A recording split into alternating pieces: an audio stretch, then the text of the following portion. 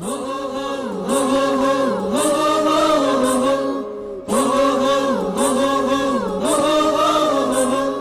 राज रस पियो रे, मन का जन्म तो जाय छे रे। कोई राज रस पियो रे, मन का जन्म तो जाय छे रे। हे राजवाणी नु अमृत रे, झेर संसार नु उतार शे रे। हे राजवाणी नो अमृत रे, झेर संसार नो उतार शे रे। हे कोई राज रस पियो रे, शुद्ध भक्ति ने पामवारे। हे कोई राज रस पियो रे, शुद्ध भक्ति ने पामवारे।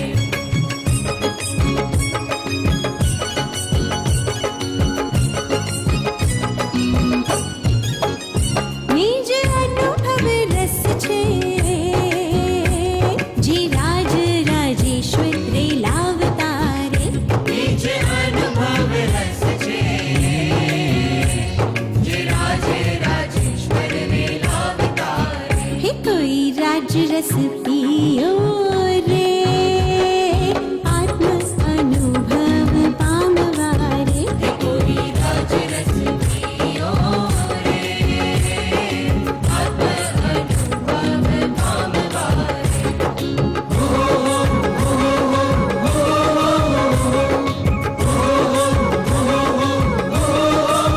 हे करे श्रावण अवगाहन रे, आशय ग्रहिए अंतर मारे। हे करी श्रावण अवगाहन रे, आशय ग्रहिए अंतर मारे। हे कोई राज रस पियो रे, अजर अमर पद पामवारे। हे कोई राज रस पियो रे, अजय अमर पद पामवारे। हे कोई राज रस निजानंद रस, शुद्ध भक्ति रस पियो रे, जे राज राजेश्वर रे लावतारे।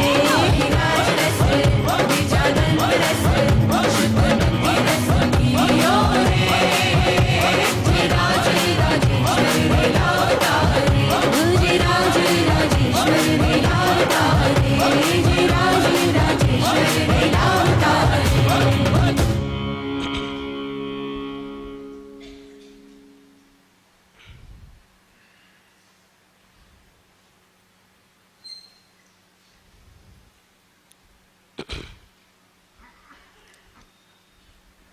पर्वाधिराज पर्युषण पर्वनी आ आराधना धीमे धीमे फाइनल स्टेज पर पहुंची रही है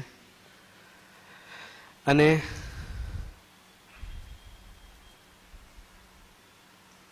રાજપદ રૂપી અમૃત આપણે રોજ પામી રહ્યા છે. એમાં એક કડી આવે છે, કરી શ્રવણ અવગાહન રે, આશય ગ્રહીએ અંતર મારે. આપણે શ્રવણ કરીએ છીએ, એનું ચિંતન પણ કરીએ છીએ અને એનો યથાર્થ આશય પામી અને આપણા જીવનને રૂપાંતરિત કરીએ. તો રૂપાંતરિત કરવા માટે આજે એક નવું પદ, મોક્ષમાળા પાઠ 34. શું પરમ કૃપાદેવે આનું આપ્યું છે? હેડિંગ બ્રહ્મચર્ય વિશે સુભાષિત. મોક્ષમાળા પાઠ 34 છે ને, એમાં સુદર્શન શેઠની વાત આવે છે. એક પત્ની વ્રત ધરાવતા સુદર્શન શેઠ અને એની બ્રહ્મચર્યમાં કેટલી દ્રઢતા એક પત્ની વ્રત ધારણ કર્યું હતું. અને એ વાતની અંદર જોયું આપણે કે એ બ્રહ્મચર્યની દ્રઢતાને લીધે કપટને લઈ એને શૂળીએ ચડાવવામાં આવે છે. રાણીને એવા ભોગના પરિણામ થાય છે, પણ સુદર્શન શેઠ મચક નથી આપતા અને એ ગમે એમ કરી કપટ કરી એને ફસાવે છે અને રાજાને કહી એમને શૂલી પર ચડાવે છે. પણ બ્રહ્મચર્યનું કેટલું એમનું તેજ કે એ શૂળી પણ સિંહાસન બની જાય છે. અને પરમ કૃપાળુની આ કેટલી સુંદર શૈલી છે કે પહેલાં કોઈ એક વાર્તા કે એટલે આપણને એ વસ્તુનો મહિમા આવે. સુદર્શન શેઠનું આપણે સાંભળીએ તો આપણને પણ એમ થાય કે આપણું જીવન પણ સુદર્શન શેઠ જેવું બને, અને એ ભાવના થાય એટલે તરત એના પછીના પાઠની અંદર 34મા પાઠની અંદર બ્રહ્મચર્ય વિશે સુભાષિત, એટલે આ બ્રહ્મચર્ય કે એનો મહિમા કેવો છે, એ મારે કઈ રીતે પાળવું, શું કરવું, એનું માર્ગદર્શન આની અંદર પ્રાપ્ત થાય છે. તો શું છે? પાઠ નંબર 34 અને હેડિંગ છે બ્રહ્મચર્ય વિશે સુભાષિત. ભાષિત એટલે વચન અને સુભાષિત એટલે કે સારા વચન. જો તમને કહું ને કે મારે એક વાત કેવી છે તમને, તમે કઈ તમે રોજ સાંભળી, પણ હું સપોઝ તમને એમ કહું મારે એક તમને સરસ મજાની વાત કરવી છે, જો આમ સરસ મજાની કીધી એટલે તમારા કાન થોડાક સરવા થયા કે નહીં, જાણવાનું મન થયું કે નહીં? એમ પરમ કૃપાદેવ અહીંયા કહે છે કે બ્રહ્મચર્ય વિશે હું અહીંયા કહીશ, પણ શું કહીશ? સરસ વચન કહીશ, સુભાષિત, કે જેને સાંભળવાથી ખૂબ આનંદ થશે, ઉત્સાહ જાગશે, ઉમંગ આવશે કે મારે પણ આવું ઉત્કૃષ્ટ બ્રહ્મચર્ય પાળવું છે. સો તૈયાર છે બધા? તો આપણે શરૂ કરીએ. પહેલી કડી રાજવાણી પાના નંબર 21 ઉપર અને પત્રિકાનું બીજું સૌ સાથે લેશું. નિરખીને નવયૌવના લેસન વિષય નિદાન ગણી કાષ્ટની પૂતળી તે ભગવાન સમાન. પરમ કૃપાદેવે આ પદની રચના ક્યારે કરી હતી? કઈ ઉંમરમાં? 16 વર્ષ ને 5 મહિનાની ઉંમર. વિચાર કરો, આવા ફેઝમાં, આવા એજમાં કોઈ યુવાન હોય ને તો એને વિકાર વાસના પીક ઉપર હોય, અને એવી ઉંમરમાં પરમ કૃપાદેવનો વૈરાગ્ય કેવો કે આ બ્રહ્મચર્યના ટોપિક ઉપર એ પદની રચના કરે છે. અને એમનું જીવન કેવું કે ખુદ ગાંધીજી કહે છે કે સ્વસ્ત્રી સાથે પણ બ્રહ્મચર્ય પાળવું, એવું મને પ્રેરણા કોની પાસેથી મળી? તો પરમ કૃપાદેવ શ્રીમદ રાજચંદ્રજી પાસેથી. આવું ઉત્કૃષ્ટ પરમ કૃપાદેવનું જીવન. અને આની રચના દોહરા છંદમાં થઈ છે. દોહરા બોલતાની સાથે આપણને બીજું શું યાદ આવે? ભક્તિ માર્ગના 20 દોહરા, હે પ્રભુ શું કહું. તો એ દોહરા છંદની અંદર આ લખાયેલું છે. તો શું કહે છે? નિરખીને નવ યૌવના, ગઈકાલે આપણે જોયું હતું ને, જો હોય પૂર્વ નવ ભણેલ પણ, 9 એટલે 9, એટલે અહીંયા એમ થયું ને નિરખીને 9 યૌવના એટલે યુવાન સ્ત્રીઓ, એમ થાય અહીંયા. તો અહીંયા પાછો 9 એટલે કીધું ને, એ જગ્યાએનો કોન્ટેક્સ્ચ્યુઅલ મિનિંગ શું છે, બહુ ઇમ્પોર્ટન્ટ છે. નિરખીને 9 એટલે નવીન અવસ્થાને પામેલ સ્ત્રી, એટલે જસ્ટ હજી જ યુવાનીમાં જેને પ્રવેશ કરેલો હોય તેવી. જો મોટી ઉંમરની કોઈ સ્ત્રી હોય તો એને જોઈને રિસ્પેક્ટ જાગે, માતૃત્વ ભાવ આવે, અને એકદમ નાની હોય બાળિકા તો એને જોઈને વાત્સલ્ય આવે. પણ અહીંયા કીધું એટલે નિરખીને, નિરખીને શબ્દ યુઝ કરો. નિરખીને એટલે હા, ઝીણવટ પડીને જોવું, અથવા તો આપણે કહીએ ને કે ઓબ્ઝર્વ કરવું. Seeing is one thing and observing is one thing. અર્થાત જ્યારે ડિટેલમાં એક લેપટોપ પડ્યું છે અને આપણે એમ જોઈએ દૂરથી તો કે હા લેપટોપ છે એટલું આપણને ખબર છે, પણ કઈ કંપનીનું છે, એનું શું કોન્ફિગરેશન છે, એમ એક નજીકથી એને નિરખવું, ઇન્સ્પેક્ટ કરવું. સો એ પેલા શબ્દ પકડાનો કે અહીંયા નિરખીને કીધું છે, જોઈને નથી કીધું. નિરખીને નવ યૌવના, નવીન અવસ્થાને પામેલ સ્ત્રી. આ નવીન અવસ્થા મૂકવાની પાછળનું કારણ શું? તો કે જો કોઈ પણ વસ્તુ હોય ને એ એકદમ તાજી હોય ને ત્યારે એનું એટ્રેક્શન જુદું હોય. ફોર એક્ઝામ્પલ, એક ઢોસો ઓર્ડર કર્યો હોય અને પાર્સલમાં મંગાવેલો હોય, ઓલો તરત આવે સાયકલ પર આપવા માટે, બહુ સરસ રીતે પેક કરેલું હોય, ગમે એટલું સરસ રીતે પેક કરેલું હોય ને, એ ઢોસો ઘરે આપણે ખોલીને ખાઈએ ત્યારે કેવો થઈ ગયો હોય. અને એ જ ઢોસો હોટલમાં પેલો બનાવી અને લઈ આવે બંનેમાં ફરક છે. ઢોસો બંને જ છે, પણ આ અને હા હા એકદમ તાજો છે. એવી રીતે લોકો રેકડી પર કેમ ખાતા હશે? જો સસ્તું હોય એ પાર્ટ બાજુમાં રાખીએ, પણ રેકડી ઉપર ખાવાનો એક પોઈન્ટ લોકોનો એ પણ હોય છે કે નજર સામે, એટલે ઓલો હજી તાવડા પરથી ઉતારે ને અને સીધો ડીશમાં મૂકીને આમ સામે આપે. ફરક છે ને? આ ત્રણેય સિચ્યુએશન કીધી, ત્રણેયમાં ફરક છે કે નહીં? આ એકદમ વરાળ નીકળતી હોય, આમ કડક હોય, એમ સામે હોય, તો એ ખાવાની એક જુદી મજા છે કે નહીં? એટલે લોકો એ પ્રિફર કરે છે કે નથી પ્રિફર કરતા? મારો પોઈન્ટ અહીંયા કહેવાનો એ છે કે નવીન અવસ્થા એટલે શું? ગાડી બ્રાન્ડ ન્યૂ શોરૂમમાંથી નીકળેલી હોય અને એ જ ગાડી 1 વર્ષ પછી, ભલે એમાં કોઈ સ્ક્રેચ ન પડેલો હોય, ગોબો ન પડેલો હોય, બંનેમાં ફરક છે કે નહીં? ઓલી શોરૂમમાંથી બહાર નીકળે ત્યારે કેવી આમ ચકચકતી હોય. તો એટલે અહીંયા કીધું નવીન અવસ્થાને, હજી હમણાં જ યુવાન અવસ્થાને પામેલી હોય એવી, એને જોઈને લેશન વિષય નિદાન. લેશ એટલે જરાક પણ, અલ્પ પણ. વિષય નિદાન એટલે કામ વિકાર, કામની ઈચ્છા ન જાગે. અને શું ગણે ને? ગણે કાષ્ઠની, કાષ્ઠ એટલે લાકડું, ગણે કાષ્ઠની પૂતળી તે ભગવાન સમાન. કેવી અદ્ભુત ઉપમા આપી છે. જે વ્યક્તિને નવીન અવસ્થા પામેલી એવી યુવાન સ્ત્રીને જોઈને પણ અલ્પ પણ વિષય કે વિકાર જાગતો નથી, એને અહીંયા શું કીધું છે?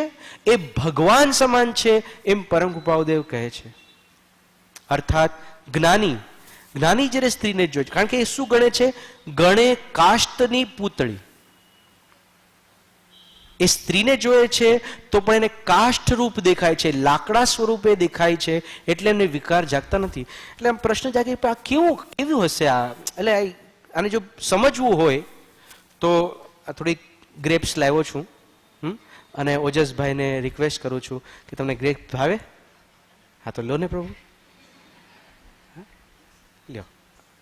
આમ પર્યુષણમાં ન હોય પણ પ્રયોગ છે.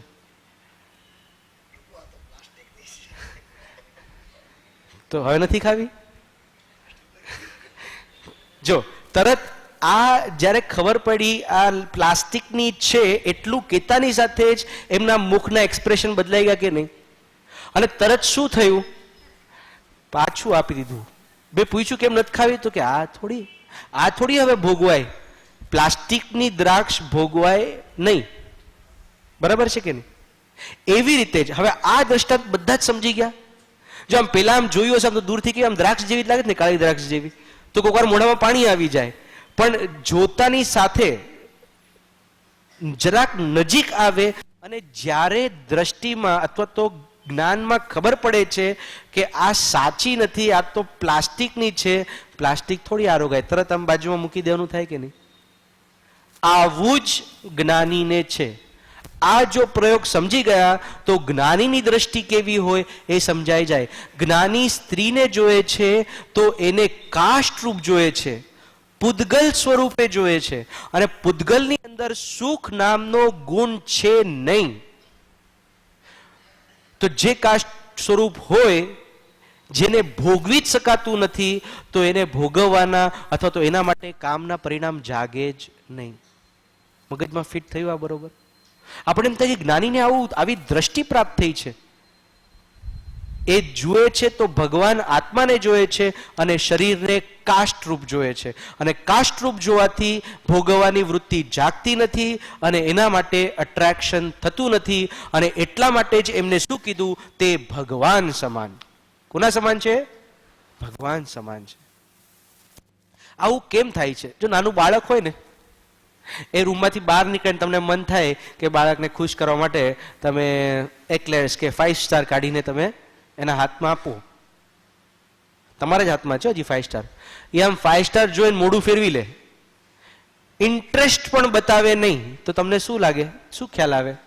કે ચોક્કસ એના રૂમની અંદર આ 5 સ્ટાર કરતાં પણ કોઈક સારા ક્વોલિટીની ફેરેરો રોશર, એની પાસે આખું બોક્સ પડેલું છે, એમાંથી 3-4 દબાવીને બહાર આવ્યો છે, અને એને તમારી ઇન્ડિયન 5 સ્ટારમાં કોઈ ઇન્ટરેસ્ટ નથી. આ દ્રષ્ટાંત સમજાણું? આવું જ છે. જ્ઞાની આત્મામાં એવી ડૂબકી મારીને આવ્યા છે, આત્માનો એવો રસ, એવી ખુમારી છે, એવો આનંદ પ્રાપ્ત થયો છે કે સ્ત્રીને જોઈને એને અલ્પ પણ વિકાર થતો નથી. કારણ કે બહુ ક્લિયર છે, સુખ આત્મામાં છે, એ ભોગવી રહ્યા છે.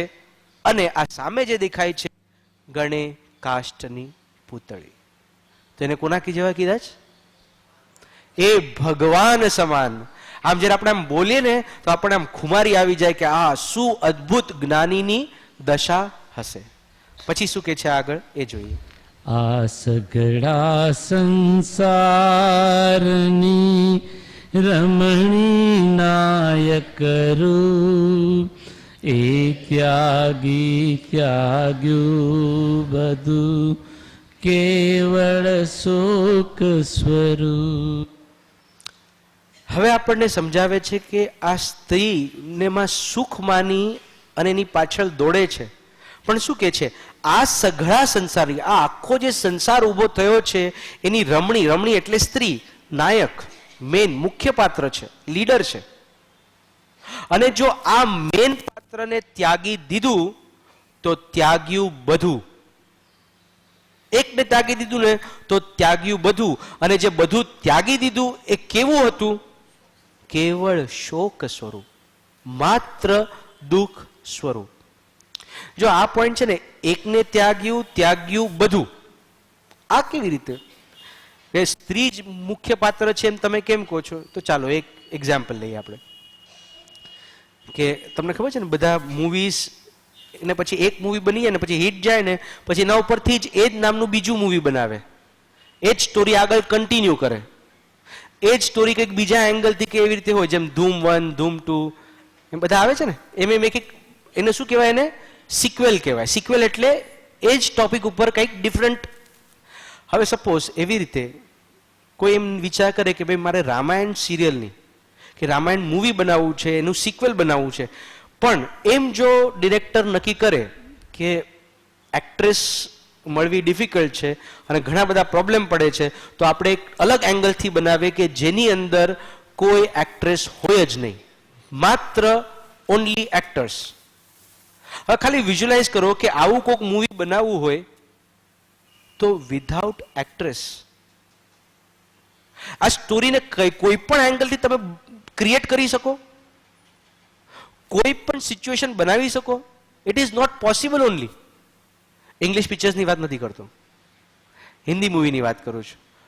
આ દ્રષ્ટાંત એટલા માટે આપણે લઈએ છીએ કારણ કે અહીંયા કીધું ને કે એ ત્યાગી ત્યાગ્યું બધું, અથવા તો આ સગળા સંસારની રમણી નાયક રૂપ. રમણી એટલે સ્ત્રી અને નાયક રૂપ, લીડ રોલ જેનો છે. આ લીડ રોલ ન હોય તો જેમ પેલું મૂવી બન્યું નહીં. રામાયણમાં સીતા હોવી જ જોઈએ તો જ એના સિચ્યુએશન્સ ક્રિએટ થઈ શકે, એના વગર સ્ટોરી જ ક્યાંથી આગળ ચાલી શકે? એવી રીતે આ જે સંસાર જે છે એમાં જો સ્ત્રી ન હોય તો આ સ્ટોરી ચાલશે જ નહીં. છોકરાઓને સમજાવવાનું ને, આ પદ છે ને મોક્ષમાં ભણાવતા હોય ને એટલે આ પદે ભણાવવાનું આવે. પછી હું એ લોકોને બહુ સરસ સિમ્પલ, એ લોકોને બધું આમ એટલું બધું હેવી ન ઉતરે કે સિમ્પલ. એટલે હું કહે ભાઈ જો 0 1 2 3 4 5 6 છે. હા, 0 એટલે શું? જ્યારે પેલો એકલો હતો લાઈફમાં, કાંઈ નહોતું, શૂન્ય હતું, આનંદ હતો. પણ પછી એમાંથી એક થયું. શું? 0 માંથી 1 આવ્યું. 1 એટલે 1 બ્યુટીફુલ વાઇફ, એમ એને વિચાર કર્યો. પછી 1 બ્યુટીફુલ વાઇફ આવી એના લાઈફની અંદર. 2 શું? ચિંટુ પિન્ટુ. 2 કિડ્સ. કેવા કિડ્સ? Intelligent kids. કારણ કે ડોબા હોય તો કેવી હાલત થાય છે પૂછી જો. એટલે કે નહીં, મને જોઈએ કેવા 2 ઇન્ટેલિજન્ટ કિડ્સ. પછી 3 એટલે 3 બેડરૂમ હોલ કિચન તો જોઈએ ને. હા, એટલે 3 બેડ હોલ કિચન, બધાનું એક એક અલગ અલગ બેડરૂમ હોય. એટલે 2 માંથી 3, 3 માંથી 4 એટલે હા 4 વ્હીલર જોઈએ ને. કાંઈ નહીં તો એક નેનો તો જોઈએ કે હવે 4 જણ જઈ શકે. એક સ્કૂટર ઉપર 4 જણ જો કે જઈ શકે સ્ટાર્ટિંગમાં, પણ અત્યારે આપણે એનું લક્ષ્યમાં ન રાખીએ. એને એમ થાય તો ખરા કે નહીં મારી પાસે શું હોવું જોઈએ? 4 વ્હીલર હોય. પછી એને 5 જોઈએ. 5 એટલે શું? 5 days a week. શનિ રવિ છુટ્ટી જોયો, કારણ કે એટલું બધું સ્ટ્રેસ આવ્યા છોકરાઓને મોટા કરવાના, ભણાવવાના, આ કરવાના, તો એવી કોઈક નોકરી જોઈએ કે જેની અંદર ઓનલી 5 days a week હોય, 2 દિવસ આરામ, અર્થાત 2 દિવસમાં બીજા બધા કામ પતાવવાના, બરાબર. અને 5 માંથી 6 થાય. 6 એટલે હા આટલું બધું હોય, 4 વ્હીલર હોય, 3 bedroom હોલ કિચન હોય, એ બધું હોય, તો 6 ડિજિટની સેલરી તો જોઈએ કે ન જોઈએ? અને પછી આ 6 ડિજિટ સેલરીને ટકાવવા માટે, કરવા માટે બિચારો એવો એવો એવો હાચીના બળદની જેમ ફરિયાદ કરે, દિવસ રાત ફરિયાદ કરે. આવી એની સ્ટોરી. પછી હું છોકરાઓને પૂછું કે જો આવું જ છે, તમે એકલા છો ત્યાં સુધી you are very fine, you are happy with your self. પછી એક ફ્રેન્ડ થાય, સમજી ગયા તમે? પછી એ ફ્રેન્ડ સાથે તમારી એક કેમિસ્ટ્રી સ્ટાર્ટ થાય. ફ્રેન્ડ એટલે ગર્લફ્રેન્ડ. પછી સાથે થોડી કેમિસ્ટ્રી સ્ટાર્ટ થાય, કેમિસ્ટ્રીનું ભણતા હોય, પછી અહીંયા કેમિસ્ટ્રી સ્ટાર્ટ થાય. પછી એ કેમિસ્ટ્રીમાંથી બેસ્ટ ફ્રેન્ડ થાય, બેસ્ટ ફ્રેન્ડમાંથી એકદમ ક્લોઝ ફ્રેન્ડ્સ થાય, પછી પ્રેમ થાય, પછી લગ્ન થાય. પછી મેં એમને કીધું પછી શું છે, તો કે 0 1 2 3 4 5 6. અને પછી આ પદ સમજાવીને પછી જ્યારે હું પૂછું ને તો શું કરવાનું, તો કે 0 માંથી 1 થવા નહીં દેવાનું. એ કે મારે મારો ફોકસ પૂરો ભણવામાં જ રાખવાનો, કે હું ગર્લફ્રેન્ડ સાથે એટ્રેક્ટ થાવ તો બધા પ્રોબ્લેમ ઊભા થાય ને. એટલે આપણે એકદમ ફોકસ્ડ રહેવાનું. તો આવી રીતે છે. અને જરાક આપણે પણ જોઈએ, હા, જે લોકો પરણેલા છે એને પૂછીએ, જાણીએ તો ખબર પડે કે જેમ જેમ 1 માંથી 2 થાય, 2 માંથી 4 થાય, એમ ડિમાન્ડ્સ પણ વધતી જાય છે. તમે આટલું કહો, મારી પાસે ક્યાં દાગીના છે, ઓકે દાગીના લ્યો, દાગીના કરી આપ્યા. તો પછી કે આ શું આપણે 2 bedroom હોલ કિચન, જરાક મોટું ઘર તો હોવું જોઈએ, ઓકે મોટું ઘર. હવે મોટું ઘર લઈ આપે તો આટલું મોટું ઘર લઈ લીધું તો આપણે ક્રિકેટ રમવાનું છે, થોડુંક ફર્નિચર પણ સારું હોવું જોઈએ કે નહીં, સારામાં સારું રિનોવેશન, આર્કિટેક્ટને બોલાવી, ઇન્ટિરિયર ડેકોરેટરને બોલાવીને બેસ્ટમાં બેસ્ટ, એટલે એના માટે પૈસા ભેગા કરો. પછી કે તમે તો ક્યાંય ફરવા જ નથી લઈ જતા, ઓકે ચાલો આપણે જઈએ, સાઉથ જઈએ, કાશ્મીર જઈએ, ક્યાંય પણ જઈએ, એમ જાય. એ થાય તો કે શું આખો દિવસ ઇન્ડિયામાં જ ફર કરવાનું, કોઈ દિવસ ફોરેન ટ્રીપ નહીં કરાવવાની, ઓકે ચલો ફોરેન ટ્રીપ કરી આપે. તમે જુઓ છો આ દાગીના, કપડા, ઘર, આ ડિમાન્ડ વધતી જ જાય. એક પૂરી કરો એટલે બીજી ઊભી થાય જ કે નહીં? નો એન્ડ ટુ ઇટ. અને એને કમાણી કરવા માટે દિવસ રાત જે મહેનત કરવી પડે, સાચું ખોટું પૂરું કરવું પડે, એની પાછળ જે કશાય થાય, કર્મબંધ કોને થાય છે? કોઈ જણે કીધું કે આ બધું જ જે કીધું ને તમે, હા છોકરાઓને અત્યારે તો ઓલો જન્મીને એને સાથે ટેન્શન શું, એક એડમિશનનું, ડોનેશનનું. અને હમણાં તો એવી ફીસ છે બોમ્બેની એક સ્કૂલ્સની અંદર, આખા વર્ષના 3 લાખ રૂપિયા તો ફીસ, અને 3 લાખ રૂપિયા ટ્યુશનના. એટલે મહિને 50,000 આના માટે, એટલે 2 હોય એટલે લાખ રૂપિયા. એક જણે બહુ સરસ કીધું, આ બધા માટે એક શબ્દ વાપરવો હોય ને તો શું ખબર છે? હલવાઈ જાય. કારણ કે આ બધાની ડિમાન્ડ્સ કેવી, આ તો 6th standard 7th standardમાં મને આ મોબાઈલ જોઈએ છે, 7th 8th માં ના આવે તો કે મને આઈફોન જોઈએ છે. અને તમે જોજો 10 નહીં 100 ઈચ્છા પૂરી કરેલી હોય, એક ઈચ્છા પૂરી નહીં કરો, અને પછી જો કેવું મહાભારત ઊભું થાય છે, કેવું તરત મારા પપ્પા મમ્મી તો જરાય સારા નથી, આટલા ઓલાની અંદર આખો એનો એ બદલાઈ જાય છે. અને એ બધી વાત આગળની તો હું કરતો જ નથી કે છોકરાઓ મોટા થાય એટલે ભણતર પછી બિઝનેસમાં સેટ થાય એટલે પછી મેરેજમાં એ લોકોને સેટ કરવા, એ બધું જ કરવાની પાછળ કેટલા સંકલ્પ, વિકલ્પ અને અમૂલ્ય એવો મનુષ્ય ભાવ, આ જ બધી વસ્તુઓને પૂરી કરવામાં. હવે તો એવું થયું છે ને કે છોકરાઓનું માઇન્ડ સેટ કરે ત્યાં ગ્રેન્ડ ચિલ્ડ્રનનું સ્ટાર્ટ થાય, એ લોકોની સ્કૂલ, એ લોકોનું આ, અને આ ચક્કરમાં આ સગળા સંસારની રમણી નાયક રૂપ, એ ત્યાગ્યું બધું કેવળ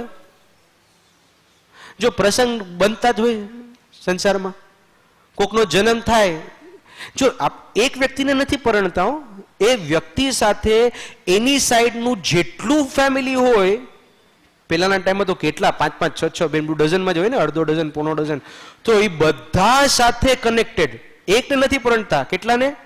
આ બધા સાથે જોડાઈએ છે અને એ બધા ફેમિલીની અંદર કોકનો જન્મ થયો એટલે ત્યાં હાજરી આપવા જાઓ. એટલે આટલો સરસ પ્રસંગ હતો તમે આવ્યા જ નહીં. કોક ગુજરી જાય એટલે ત્યાં હાજરી આપવા જાઓ કે આવા દુઃખના સમયે તમે નહીં આવ્યા. અને આ બેની વચ્ચે કોક સાજુ માંદું થાય, હોસ્પિટલ જાય એટલે ત્યાં તમારે જવાનું. કારણ કે નહીતર તો એમ થાય કે તમને તો બસ કઈ પડી જ નથી, કોણ જીવે છે કોણ મરે છે તમને. એટલે શું થાય કે આવા પ્રસંગો વારંવાર બનતા થાય એટલે એની પાછળ ને પાછળ આ બધે એટેન્ડન્સ આપવામાં અને આ કરવામાં જ આખો ભવ નીકળી જાય. અને સંસારનો એક નિયમ છે, સાચો છે કે ખોટો તમે મને કહેજો અનુભવથી, 100 માંથી 99 ટાઈમ 99 વખત સાચા દિલથી તમે મદદ કરી હોય, હાજર રહ્યા હોય, ઊભા પગે રહ્યા હોય, એક પ્રસંગમાં તમે હાજર નહીં રહ્યા, શું થાય? આગળનું બધું ધોવાઈ જાય છે કે નથી? તમે તો આવ્યા જ નહીં, તમે તો કર્યું જ નહીં. અને એટલે જ કહે છે કે પરણી એટલે શું? તો કે આખી જિંદગી એક નહીં પણ એની સાથે જોડાયેલા જેટલા વ્યક્તિઓ છે એ લોકોના મન સાચવવામાં જાય છે અને એમાં આપણો આત્મા ચગદાઈ જાય છે. કારણ કે પોતાના આત્મા માટે ક્યાંય સમય રહેતો જ નથી. આ વાત સાચી છે કે નહીં? આની કહેવાની પાછળ આપણે દ્વેષ કરવાનો એવો નથી, પણ ખરેખર આની પાછળ વિચારવા જેવું છે કે જે સંસારની અંદર સુખ માંડી અને આખું બધું ઊભું કરવામાં આવ્યું તો હકીકત એની પાછળ શું છે? એટલે પરમ પદે અહીંયા શબ્દ યુઝ કર્યો કેવળ શોક સ્વરૂપ. કેવળ એટલે માત્ર દુઃખ સ્વરૂપ આ સંસાર છે. જો વાઈફને કહ્યું ને સ્ટાર્ટિંગમાં જ્યારે પરણે ને ત્યારે વાઈફ કે તમે તો કઈ પૈસા આપતા જ નથી, તમે તો કઈ પૈસા આપતા જ નહીં. એટલે ઓલો બિચારો દોડે દોડે મહેનત કરે, આ કરે, ઓલો ધંધો, આ ધંધો, ફલાણું ઢીકણું, ગમે એમ કરીને પૈસા પૈસા. કારણ કે હવે પૈસા જોતા તો મહેનત કરવી પડે ને. એ બધું જ કાંઈ 8 કલાકમાં ન મળે એટલે એક્સ્ટ્રા કામ કરો ને બીજા બિઝનેસ કરો ને ફલાણું કરો. એટલે બિચારો 8 કલાકની જગ્યાએ 12 કલાક 14 કલાક કામ કરે. હવે આટલું મહેનત કરી અને પૈસા લે આવે તો બીજી કમ્પ્લેન્ટ, તમને તમારા માટે કઈ ટાઈમ જ નથી, આખો દિવસ બસ ધંધો ધંધો. પણ તમે જ કીધું કે પૈસા જોઈએ એટલે તો આટલી મહેનત કરું છું. એટલે પછી ચંદુભાઈને એમ થાય કે ના હવે ચલો ઠીક છે, વાત તો એની સાચી છે, હા આપણે સમય આપવો જોઈએ, એટલે સમય ફાળવવો જોઈએ. એટલે એને ગમે એમ કરી થોડાક ધંધા ઓછા કર્યા, થોડુંક ચેન્જ કર્યું, લોકોને ડેલિગેટ કરતો ગયો, એવું બધું કંઈક સેટિંગ કર્યું અને ટાઈમ કાઢતા હોય થઈ ગયો. હવે ટાઈમ આપતા થઈ ગયા ને તો મણિબેનનો બીજો પ્રોબ્લેમ, શું આખો દિવસ તમે બસ ઘરમાં ને ઘરમાં, થોડીક સ્પેસ તો આપો. પૈસા આપો તો કે ટાઈમ નથી આપતા, ટાઈમ આપો તો કે સ્પેસ નથી આપતા, કંપની નથી આપતા, કંપની આપો તો કે સ્પેસ નથી આપતા, સ્પેસ આપો. હવે સ્પેસ આપો પછી શું થાય એ મને ખબર નથી, પણ આ વાત સાચી છે કે નહીં? એટલે એક વખત પૂછી દીધું બેનને કે બેન તમને ફાઇનલી જોઈએ છે શું, એક નક્કી કરો ને. તો કે મારી વાત એકદમ સ્પષ્ટ છે, હું અંદરથી એકદમ ક્લિયર છું, જે એની પાસે ન હોય એ જ માગવાનું. ટાઈમ નતો તો કે ટાઈમ આપો. ચાલો, તો આ રીતે આ સગળા સંસારની રમણી નાયક રૂપ એ ત્યાગી ત્યાગ્યું બધું કેવળ શોક સ્વરૂપ. હવે શું કે છે આગળ? એક વિષયને જીતતા જીત્યો સૌ સંસાર, નૃપતિ જીતતા જીતીએ દળપુરને અધિકાર. શું કે છે અહીંયા પરમ પદે? આખા સંસારને જીતવો છે. હા, આપણા અંદરમાં જે મોહ મમત્વ રૂપી આખો જે સંસાર હોય, તો એ કીધું એક વિષયને જીતતા. આ જો એક કામ રૂપી વિષય જે છે એને જો તું જીતી લે તો આખા સંસારને તે જીતી લીધો. અને આ વાક્યને સમજાવવા માટે કેટલું સચોટ ઉદાહરણ આપ્યું છે. નૃપતિ જીતતા જીતીએ દળ, પૂર અને અધિકાર. નૃપતિ એટલે રાજા. રાજાને જો જીતી લેવામાં આવે તો શું જીતાઈ જાય છે? દળ જીતાઈ જાય છે, પૂર જીતાય છે, અધિકાર. દળ એટલે શું? સૈન્ય. પૂર એટલે ગામ, નગર, ધરમપુર, પૂર. અને અધિકાર, અધિકાર એટલે એના બધા જ પાવર્સ. આ બધું જીતે. કોણ? એક રાજાને જીતી લીધો ને એમ કે જો આખો સંસારને જીતવો છે એક કામને જીતી લે. કારણ કે કામને જો જીતી લીધો ને, મામૂલી કહેવત છે ને કે પાસ શેર દૂધ માટે ભેંસને થોડી બંધાય. આટલું એક કામ વિકાર જે છે એને જો સમ્યક રીતે આ જે વૃત્તિ છે એ જ શક્તિને જો હું પરમાત્મા સાથે જોડી દઉં તો પરમાત્માની પ્રાપ્તિ. અને એ વૃત્તિને હું સમ્યક નથી કરી શકતો તો શું થાય છે? પેલું કીધું ને, ભેંસને બાંધવા જેવું થાય. આજના કાળમાં કોઈ ભેંસ રાખે જ ઘરમાં? અને રાખે તો એની શું હાલત થાય? એને નવડાવો, એને ધોવડાવો, એની માટે જગ્યા રાખો, પછી એનું જે છાણ હોય એનું આખું આટલું જોઈએ, કેટલું આટલું દૂધ જોઈએ, 5 શેર દૂધ. એમ આવી વૃત્તિ, આનો મતલબ રોંગ નથી લેવાનો, કહેવાનો પોઈન્ટ શું છે કે આ જે 5 શેર વૃત્તિ જે છે કામની, એને પરમાત્મા તરફ જો જોડી દેવામાં આવે, અંતર્મુખ થવામાં જોડી દેવામાં આવે તો સમ્યક દર્શનની પ્રાપ્તિને આ ભાવ સફળ થઈ જાય. એમ પરમ કૃપાદે અહીંયા કહેવા માંગે છે. એક વિષયને જીતતા જીત્યો સૌ સંસાર, નૃપતિ જીતતા રાજાને જીતી લો. અને જો આની અંદર જરાક સૂક્ષ્મતાથી ઊંડા ઉતરશો ને તો એક બીજી વસ્તુ પકડાશે. શું? કે સપોઝ રાજાને જીત્યો ન હોય અને બાકીના દળ, પૂર અને અધિકાર જીતી લીધા હોય તો પણ જીત્યા ન કહેવાય. તમને ખબર છે પેલા જે કિલ્લાઓ હોય મોટા મોટા રાજાના, એની અંદર ભોયરા હોય.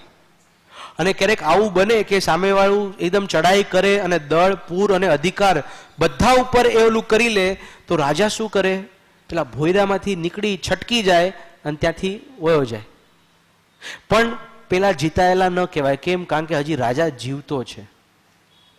કારણ કે આ જીવતો છે એટલે એ ગમે ત્યારે એનો પાવર્સ ભેગા કરી કંઈ પણ કરી અને ભવિષ્યમાં પાછી ચડાઈ કરી અને પાછો જીતી જશે. એટલે અહીંયા કેટલો સુંદર મેસેજ છે. કામ વિકારને જીતી લીધો તો પછી બીજા બધા જ ઇન્દ્રિયના વિષયો છે એ બહુ ડિફિકલ્ટ નથી. પણ કોઈ એમ કે ભાઈ હું ટીવી નથી જોતો, હું આમ નથી કરતો, ઓલું નથી કરતો, ફલાણું નથી કરતો, ખાવામાં બહુ કંટ્રોલ રાખું છું, સારું છે, પણ જીતાયેલો ન કહેવાય. જીતાયેલો ક્યારે કહેવાય? જ્યારે આ કામ વાસનાને જીતી લીધી તો એ જીતી ગયો.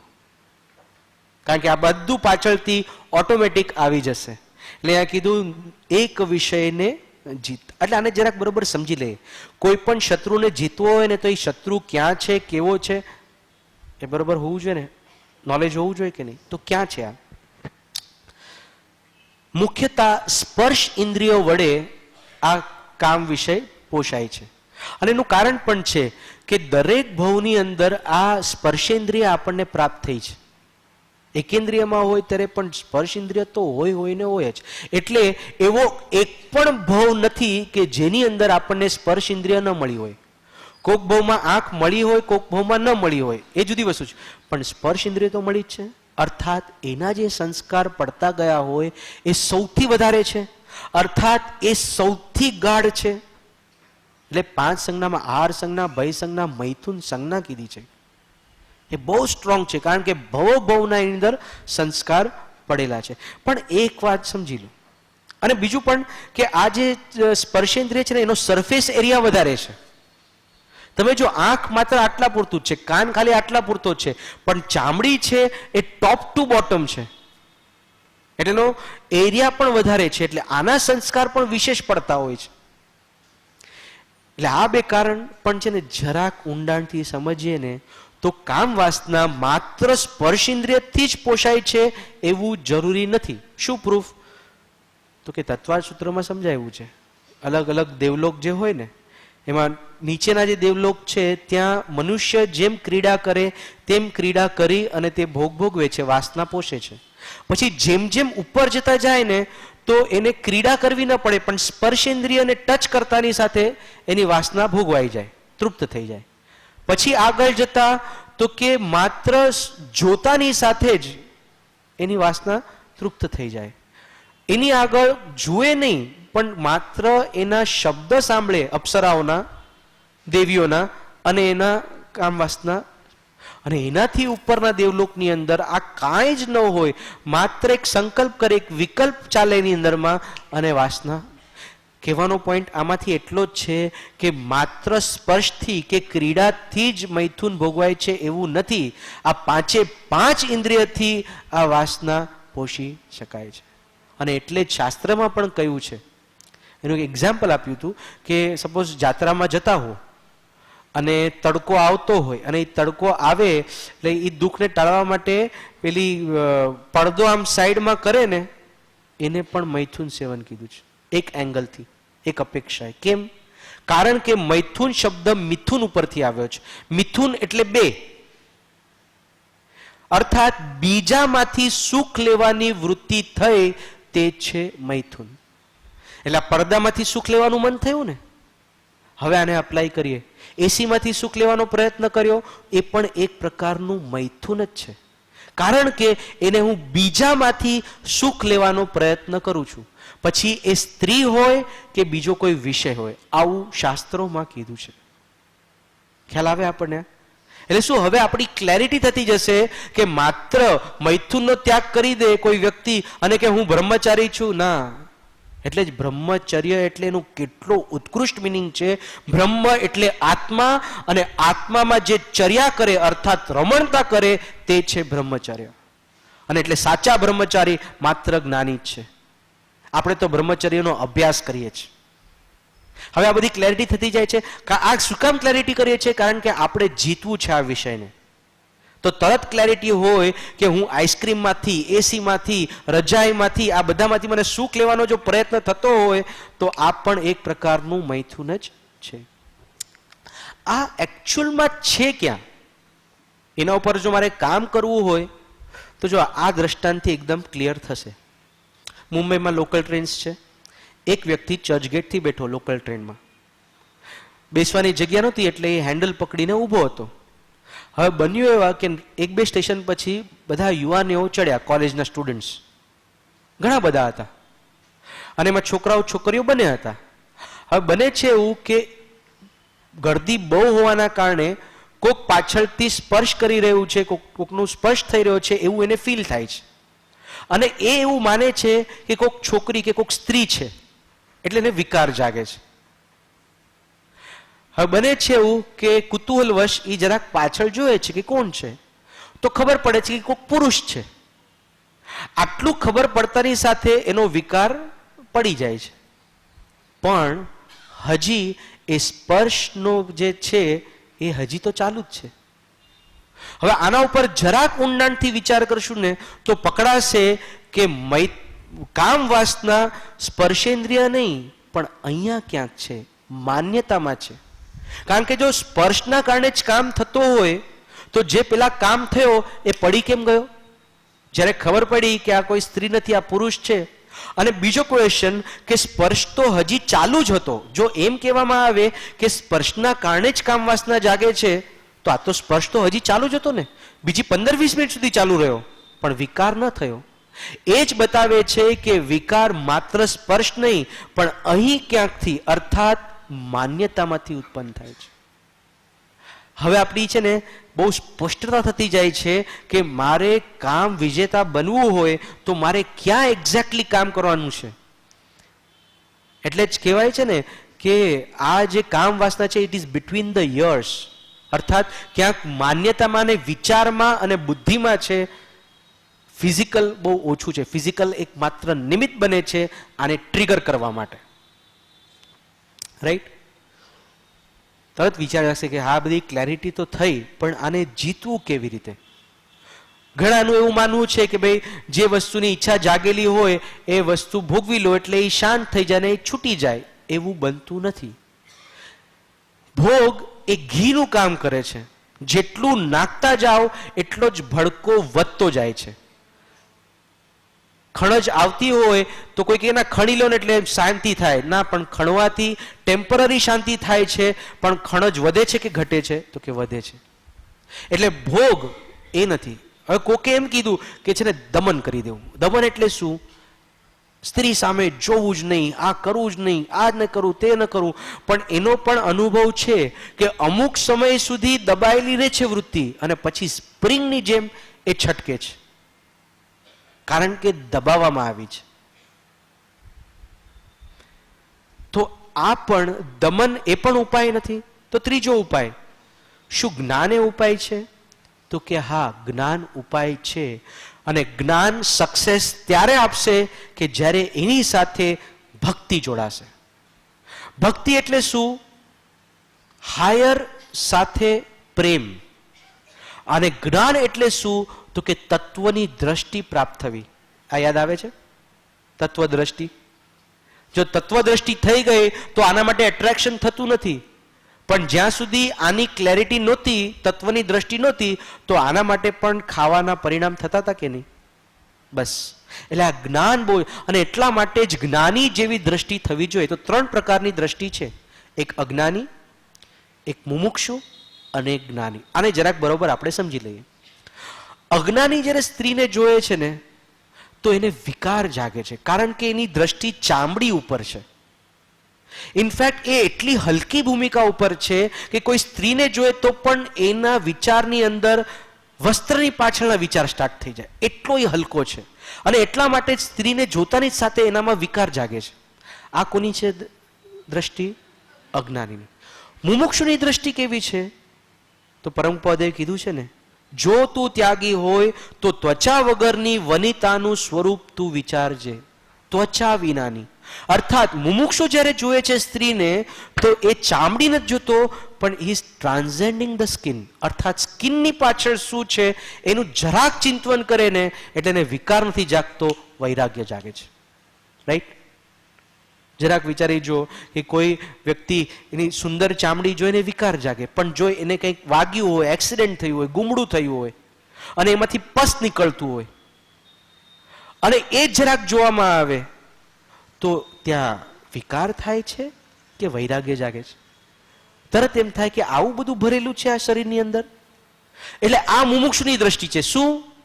ત્વચા વિનાની વનિતાનું સ્વરૂપ એ ચિંતવે છે. હવે મુમુક્ષુ જ્યારે કોઈ સ્ત્રીને જોએ તો એની નજર ચામડી ઉપર નથી, પણ ચામડીની અંદર રહેલા જે અવયવો છે, હાડ, માંસ, લોહી, પરુ. અરે કોઈ એક થેલી હોય ને, એકદમ સુંદર મજાની એટ્રેક્ટિવ થેલી હોય, એ કોઈ આપતું હોય તો લેવાનું મન થઈ જાય. પણ કોઈ એમ કે આની અંદર 2 કિલો માંસ પડ્યું છે, થોડુંક લોહી છે, થોડુંક પરુ એ પડ્યું છે, વિષ્ટાએ છે, લઈ લો ગિફ્ટ. હાથ લગાડવાની તો વાત દૂર, એની તરફ જોશું પણ નહીં. કેમ? કારણ કે આ સુંદર બેગની અંદર શું છે એના તરફ દ્રષ્ટિ ગઈ છે. એવી રીતે જ મુમુક્ષુ જ્યારે સ્ત્રીને જોયે છે, તો એને અંદરમાં રહેલા અશુચિ પદાર્થનું સ્મરણ થાય. પણ આટલું પણ ઇનફ નથી. કેમ? કારણ કે આ સ્ટેજમાં પણ છે ને થોડોક એક પ્રકારનો દ્વેષ છે, અશુચિ ભાવ છે. જ્ઞાની જેવી દ્રષ્ટિ જોઈએ. જ્ઞાની દ્રષ્ટિ જેવી દ્રષ્ટિ એટલે શું? તો કે ચામડીની પાર અને અંદરમાં રહેલા લોહી, માંસ, પરુ એની પણ પાર, અર્થાત ભગવાન આત્માના દર્શન કરે છે. વાહ, શું દ્રષ્ટિ! કે જ્યારે એ સ્ત્રીને જોએ, જ્ઞાની જ્યારે સ્ત્રીને જોએ છે, તો એની અંદર એને શું દેખાય છે? ભગવાન આત્મા દેખાય. આવી દ્રષ્ટિ પ્રાપ્ત થવી તો કામ થઈ ગયું. વિચાર કરી જો, કોઈ વ્યક્તિની અંદર આપણને પરમ કૃપાળુદેવના દર્શન થતા હોય, ભગવાન મહાવીરના દર્શન થતા હોય, શ્રી રામના થતા હોય, કૃષ્ણ, જેના જે આરાધ્ય દેવ, એને કૃષ્ણના દર્શન થતા હોય, તો એ વ્યક્તિને જોઈને એને વિકાર થઈ શકે? કદાપી નહીં. બસ, તો આપણે પણ પ્રાર્થના કરી કે પ્રભુ અમને મુમુક્ષુના લેવલ પર લઈ જાઓ, જેથી કરીને અમારું એટ્રેક્શન તૂટે અને એનથી આગળ પણ ભગવાન આત્મા તરફ અમારી દ્રષ્ટિ જાય. પ્રભુ એવી દ્રષ્ટિ ખોલી આપો. તત્વલોચન દાયકમ. બરાબર છે? તો આવી રીતે પછી આગળ શું કે છે જોઈએ. વિષય રૂપ અંકુરથી ટળે જ્ઞાન ને ધ્યાન, લેશમદીરા પાનથી છાકે જમ અજ્ઞાન. હવે આ વિષયને જો જીતવો હોય, જીતો છે? તો કે હા, વિષયને જીતવો તો છે જ. ગમે એવો સ્ટ્રોંગ હોય તો કઈ રીતે જીતવો એનું પણ આપણે જોયું, અને એનું પ્રેક્ટિકલ એપ્લિકેશન કઈ રીતે કરીશ તો એ આ વાતમાં કીધી. વિષય રૂપ અંકુરથી ટળે જ્ઞાનને ધ્યાન. આ વિષયરૂપ જ્યારે જાગે છે, અને શું કીધું, લેશ મદિરા પાનથી છાકે જેમ અજ્ઞાન, જેમ અજ્ઞાન છવાઈ જાય છે. તમે જોયો છે કોઈ દારૂડિયાને? હા, એમ લથડ્યા કાઢી ક્યાંક પડી ગયા હોય, રસ્તાના નાકે પર ક્યાંક એવી રીતે પડ્યા હોય, ગટરમાં પડેલા હોય, આજુબાજુમાં વિષ્ટા પડેલી હોય, અને અમુક એક શાસ્ત્રમાં તો એવું વર્ણન આવ્યું છે કે કોઈ કૂતરો આવી અને એના પર પેશાબ કરે તો એને જ લાગે મને અમૃત પ્રાપ્ત થયું છે. આટલી હલકી સ્થિતિમાં એ હોય અને એને એમ લાગે કે હું સ્વર્ગમાં છું. અને એવું જ બને છે જ્યારે વ્યક્તિ કામ વાસનામાં હોય ને, ત્યારે આ મદિરા પાનથી જેમ અજ્ઞાન છાકે એને એમ લાગે કે આમાંથી હું કેટલું બધું સુખ પ્રાપ્ત કરું છું. જેવું પેલા દારૂડિયાને ગટરમાં હોવા છતાં. અને એટલે જ આના માટે શબ્દ યુઝ કર્યો, this is a very cheap entertainment. Cheap. આ વિષય વાસનાને પોષવી ઇઝ સચ અ ચીપ એન્ટરટેનમેન્ટ. એટલે અહીંયા કીધું લેશ મદિરા પાનથી છાકે જમ અજ્ઞાન. પણ શું કીધું, આ ક્યાંથી જાગે છે? જો કોઈ પણ એક મોટું ઝાડ હોય, વૃક્ષ હોય, તો એ વૃક્ષ ક્યાંથી ઉગ્યું? શેમાંથી ઉગ્યું? હા, જો બરાબર બોલ્યા તમે, આન્સર પરફેક્ટ બોલ્યા. પણ યુઝ્યુઅલી શું એ લોકોનો આન્સર, બીજમાંથી આ ઝાડ થયું. બીજમાંથી ઝાડ નથી થતું. બીજમાંથી અંકુર થાય તો જ ઝાડ થાય છે. કારણ કે એવા કેટલાય બીજ હશે જે અંકુરિત નથી થયા તો એ ઝાડ બનતા. એટલે પરમ ઉભોદેવ એક એક શબ્દ કેટલો યથાર્થ, કેટલો સમ્યક મૂકે છે કે આ વિષય કેવો છે, કામ વાસના, એ અંકુર જેવો છે. એ અંકુર જાગ્યું પછી જ્ઞાન અને ધ્યાન બંને ટળી જાય છે. જ્ઞાન ને ધ્યાન ટળી જાય. જો જ્ઞાન એટલે સમજણ અને ધ્યાન એટલે સ્થિરતા. એક અંકુર અર્થાત એક વિચાર વિષયનો જાગ્યો છે ને. ચંદુભાઈને એક મોટો ફ્લેટ લેવો હતો, આપણે હમણાં વાત કરી ને. અને હવે તો ભાઈ ફ્લેટ છે ને 1.5 કરોડ નીચે મળે ને, મોટા મોટા ફ્લેટ. એટલે એની કેપેસિટી કરોડની હતી માંડ. હા, અને તો એ બિચારા મહેનત કરતા હતા, ક્યાંક મળી જાઓ. ખૂબ મહેનત કરે, ખૂબ થાક્યા પાક્યા ઘરે આવે. એક દિવસ થાકી પાકીને છે ને સૂઈ ગયા. અને મણિબેનને વાત કરવાની રહી ગઈ. એમને કંઈક કેવું હતું મણિબેનને. પછી તો આમ ટીવી જોવા બેસે ત્યાં ઢળી ગયા. ઢળી ગયા એટલે સૂઈ ગયા. કારણ ઢળી ગયાના 2 મિનિંગ થાય ને. તો સૂઈ ગયા. અને પછી એમનો નિયમ, નિત્યક્રમ, સવારના 5:15 ઉઠવું, હાથ મોઢું ધોઈને સીધું ધ્યાનમાં બેસી જવું, 5:30 થી 6:30 ધ્યાન કરવું, અને પછી 6:30 થી 7:30 નિત્યક્રમ ભક્તિ કરવી, 7:30 પછી દિવસનો ક્રમ આગળ ચાલે. હવે આ વિષયરૂપ અંકુરથી ટળે જ્ઞાનને ધ્યાન કરી તે છે ને, એ આપણે અહીંયા જોવાનું છે. બરાબર? એ સવારના ઉઠ્યા, હાથ મોઢું ધોયું, 5:25 થઈ, ત્યાં મણિબેન આવે. શું તમે ટીવી જોતા જોતા સૂઈ ગયા? તમે કેટલી ઇમ્પોર્ટન્ટ વાત તમને કરવી હતી ને આમ સ્ટાર્ટ થઈ ગયું. એટલે ઓલે કે ટૂંકાણમાં કે મૂળ વાત પર આવ, તારે શું છે, મારે 5:30 ધ્યાનમાં બેસવાનું. તો કે બીજું કાંઈ નહીં, એટલું જ કેવું હતું કે તમારા ફ્રેન્ડનો ફોન આવ્યો હતો અને આપણે ઓલી જગ્યા ગોતીએ છીએ ને, તો કે આમ તો ક્યાંય મળતું નથી, પણ એક જગ્યા છે, હા, કોઈક NRI છે, એને છે ને 10 દિવસમાં પાછું જવું છે, પણ આ છે ને આખો સોદો કરીને જવું છે. અને એ તૈયાર છે 1 કરોડ ને 20 લાખમાં આપવા માટે. હવે કરોડ સુધી તો ભેગા થઈ ગયા છે, 20નું તો કંઈ થઈ શકશે. તમે કંઈ પણ કરો, હવે મને આ ફ્લેટ જોઈએ જ છે. બસ આટલું જ કીધું, તમારે જે કરવું એ કરજો. આટલું સાંભળ્યું. શું એક જ લાઈન સાંભળી છે કે એક ફ્લેટ અવેલેબલ છે કેટલામાં? 1 કરોડ ને 20 લાખ. હા, એક ઇમ્પોર્ટન્ટ પોઈન્ટ કહેવાની રહી ગઈ. મણિબેનનું બધું એવું જોઈએ, બધું પતી જાય ને પછી પાછી એક ઇમ્પોર્ટન્ટ વાત આવે. એક ઇમ્પોર્ટન્ટ બાકી રહી ગઈ કે એને ખાસ કીધું છે કે ઘણા લોકો જોવા માટે આવે છે, કારણ કે 30 લાખ ઘણા લોકો જોવામાં આવે છે. જો તમે આજે 8 વાગ્યા સુધીની અંદર 10 લાખનું બાનું આપશો તો આ ફ્લેટ તમારો. હવે ચંદુભાઈ બેઠા ક્યાં?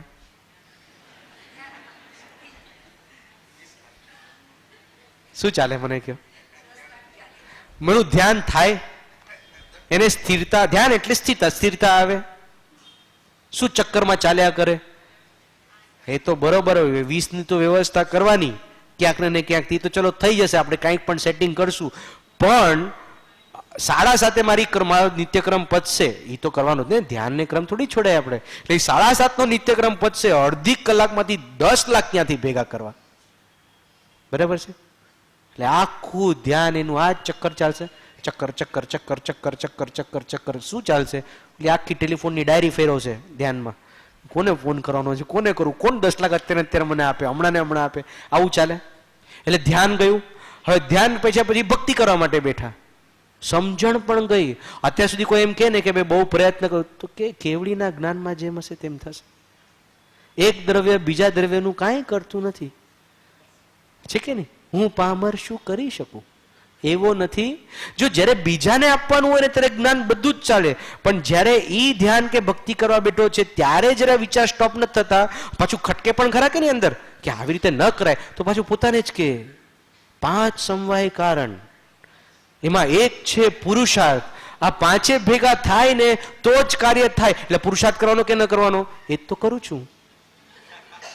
જો ધ્યાન તો ગયું અને પછી જ્ઞાનીના જ વચનને ઊંધી રીતે વાપરી એની સમજણ પણ ટળી જાય છે. ક્લિયર? એક વિચાર 1 કરોડ ને 20 લાખમાં મળે છે, 10 લાખની તૈયારી કરો, પતી ગયું. ધ્યાન પણ ગયું અને સમજણ પણ ગઈ. અને એટલે શાસ્ત્રમાં છે ને આષાઢા મુનિની વાત આવે છે. બાળ અવસ્થાની અંદર એમને દીક્ષા લઈ લીધી હતી. કેવો વૈરાગ્ય હશે!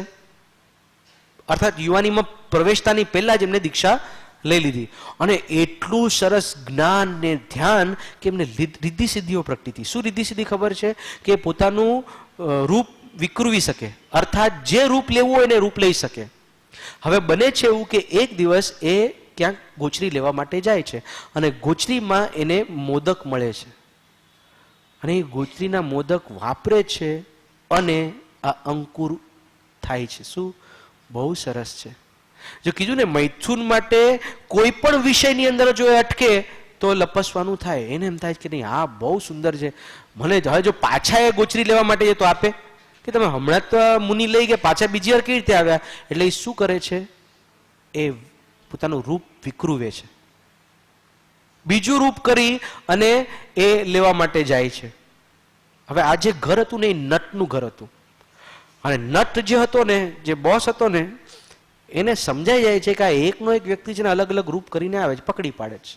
એટલે એને એવો કુવિકલ્પ આવે છે કે જો આ અમારા કંપનીમાં જોડાય, નટની જે કંપની છે, અને આપણે બધા નાટક કરતા હોય એમાં આવો જો કોઈક જોડાઈ જાય, અલગ અલગ પાત્ર આમ ચેન્જ કરી શકે તો કેટલી કમાણી થાય. એટલે એની બંને પુત્રીઓને કહે છે કે તમે ગમે એમ કરીને આને કામ વાસનામાં ફસાવો, એને એટ્રેક્ટ કરો, એ ગમે એમ કરીને આપણી સાથે જોડાવવો જોઈએ.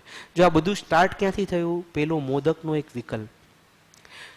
એટલા માટે છે ને આ કામ વાસના જે છે ને, એને જે મોટા મોટા ડેમ હોય ને, ડેમ જબરદસ્ત, કેટલા અબજો લીટર પાણી હોય, એ લોકો પાસે છે ને સ્પેશિયલ એક્સરે મશીન હોય, અને એ લોકો રૂટીન ચેક કરતા હોય, પ્રિવેન્ટિવ મેન્ટેનન્સ જેને કહે, અને એ લોકો સ્કેન કરે છે એના માટે કે ક્યાંય હેરલાઇન ક્રેક તો નથી ને. હેરલાઇન ક્રેક એટલે આ વાળ જેટલો હોય ને એટલો પણ ક્રેક એમાં પડ્યો નથી ને, એની સાવચેતી રાખે. કેમ?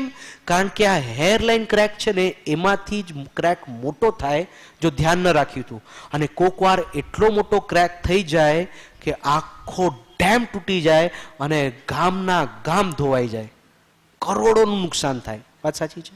એટલે સેના ઉપર એ લોકોનું ફોકસ છે હેરલાઇન ક્રેક.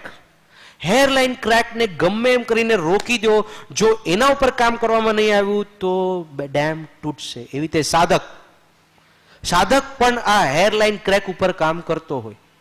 કઈ રીતે? તો કે કોઈ સિરિયલ જોતો હોય, કોઈ મૂવી જોતો હોય, કોઈ મેગેઝિન વાંચતો હોય, ક્યાંક કોઈક એવું દ્રશ્ય દેખાઈ ગયું, ત્યારે જો એ જાગ્રત ન રહે તો અંદરમાં શું થાય? હેરલાઇન ક્રેક પડે. ત્યારે ખબર ન પડે, પણ એ દ્રશ્ય સબકોન્શિયસમાં વયું જાય છે. પછી જ્યારે એકાંત હોય કે એકલો પડે કે કંઈક બીજા વિચાર ન હોય, વ્યસ્ત ન હોય, ત્યારે આ હેરલાઇન ક્રેક છે ને એ વધતા વધતા મોટી ક્રેક બને, અને પછી ક્યારેક આખો ડેમ ફાટે. પછી પાછો અફસોસ થાય કે આટલું હું સ્વાધ્યાય કરું છું, આ કરું તો છતાં કેમ નથી થતું? કારણ કે હેરલાઇન ક્રેક ઉપર કાર્ય થતું નથી. એટલે સ્ત્રીને જોતા, જો આની અંદર ભલે બધી જગ્યાએ સ્ત્રીની વાત આવે પણ બંને રીતે લેવાનું છે, તો કે સ્ત્રીને જોતા આ વિકલ્પ જાગ્યો અને વિકલ્પ ઉપર કામ નહીં કર્યું તો ડેમ ફાટશે કે નહીં? એવી રીતે જ આ મુનિ, આષાઢા મુનિ, એને શું કર્યું? મોદકમાં એટ્રેક્શન થયું, ત્યાં જ જો જાગૃત થઈ ગયો હોત તો બચી જાત કે ન બચી જાત, પણ એ હેરલાઇન ક્રેક ઉપર કામ ન કર્યું. શું થયું? તો ઓલા લોકો એ લોકોને હાવભાવથી એટલું બધું એટ્રેક્ટ કરી દે છે, એ નક્કી કરે છે કે મારે દીક્ષા છોડવી છે. ગુરુ પાસે આવે છે અને ગુરુને કહે છે કે આ લ્યો ઓગમપતિ મારે નથી. ગુરુ સમજાવે છે કે બેટા શું કરે તું, આવો આવો મનુષ્ય બહુ એમાં દુર્લભ, અને તું આ દીક્ષા પર છોડે? તો કે નહીં, બસ મારે જો એરલાઇન ક્રેક પર કામ ન કરી અને તો જોડાઈ જાય છે. કેટલાય વર્ષો નીકળી જાય છે. એક મુનિ નાટક કંપનીની અંદર કામ કરી 2 વ્યક્તિથી એટ્રેક્ટ થઈને આવું બધું કરે છે. બને છે એવું એક દિવસ રાજાને ત્યાં એને ભરતેશ્વરનું નાટક કરવાનું હોય છે. રાજા ભરત ચક્રવર્તી જે છે ને, વીટીનો પ્રસંગ, એનું નાટક કરવાનું હોય છે. હવે બને છે એવું કે નાટક શરૂ થતા પહેલા જ રાજાને કંઈક ઇમ્પોર્ટન્ટ કામ આવી જાય છે. એટલે રાજા કહે છે કે હમણાં મને સમય નથી. તો એ કહે ભલે ઠીક છે, તો હું થોડાક કલાક પછી આવું છું, 3-4 કલાક પછી આવું છું. એટલે આમ તો એ નહોતો આવવાનો પાછો, કારણ કે નાટક હોય એટલે 8-10 કલાક ચાલે ને. એટલે એની બંને પત્નીને એવું હતું કે હવે તો આ આવશે નહીં 8 કલાક. એટલે એ લોકો માંસ ખાવા બેઠી ગયા, મદિરા પીધી અને એમને પડ્યા હતા જમીન ઉપર. આ મુનિ ન કહેવાય હવે, કારણ કે હવે એ નટ બની ગયા છે. એ પાછા આવે છે અને જુએ છે તો શું, તો કે પેલા લોકોએ વમન કર્યું હોય છે, દારૂ પીધું હોય છે ને, એટલે વમન કર્યું હોય છે, બધું માંસ પડ્યું હોય છે, અને બધી માખીઓ એના મોઢા ઉપર બળબળતી હોય છે, અને જ્યાં જો ત્યાં ઉલટી કરેલી એ પડેલી. અને અચાનક એને વૈરાગ્ય જાગે છે. આના માટે આવું જે સ્વરૂપ છે, કારણ કે આપણે વાત કરીને ચામડી જોઈને એટ્રેક્ટ થઈ ગયા હતા, પણ એની અંદરનું તરત વૈરાગ્ય જાગે છે, પશ્ચાતાપ થાય છે કે આના માટે મેં મારા ગુરુને છોડ્યા, મેં દીક્ષા પર્યાય છોડી. પશ્ચાતાપ જાય છે અને ત્યાં સંકલ્પ કરે છે અને દોડે છે. ક્યાં? ગુરુ પાસે નથી જતા.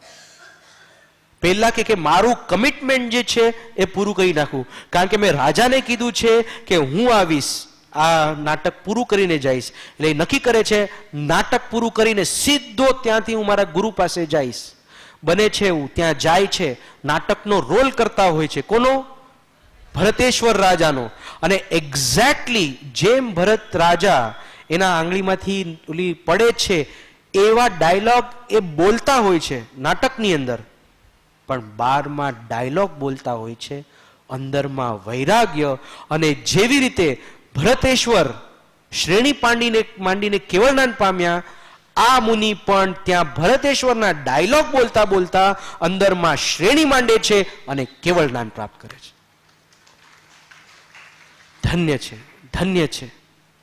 અહીંયા પોઈન્ટ શું જોવાનો છે આપણે, કે જે વ્યક્તિ હેરલાઇન ક્રેકની ધ્યાન નહોતું રાખ્યું અને પતિત થઈ ગયો હતો, પણ તે વ્યક્તિ પણ જો જાગ્રત થઈ ગયો અને જાગ્રત થઈને સાચો વૈરાગ્ય અને સાચો પશ્ચાતાપ કર્યો તો કેવળ જ્ઞાન પામી ગયો છે. કે નહીં ઇન્સ્પિરેશન? પાસ્ટ ઇઝ પાસ્ટ, જે થઈ ગયું એ થઈ ગયું. આજથી અત્યારથી હું સંકલ્પ જો એવો કરું, આપણે બધા મહિને એવો સંકલ્પ કરીએ કે ના આના જેવું મારે વૈરાગ્ય, આના જેવું મને પશ્ચાતાપ, આના જેવું બ્રહ્મચર્ય પ્રાપ્ત થાય, તો કેવળ જ્ઞાન આ કાળમાં શક્ય નથી, પણ સમ્યક દર્શન તો છે ને. હા કે ના? આવી રીતે તો વિષય રૂપ અંકુરથી ટળે જ્ઞાન અને ધ્યાન.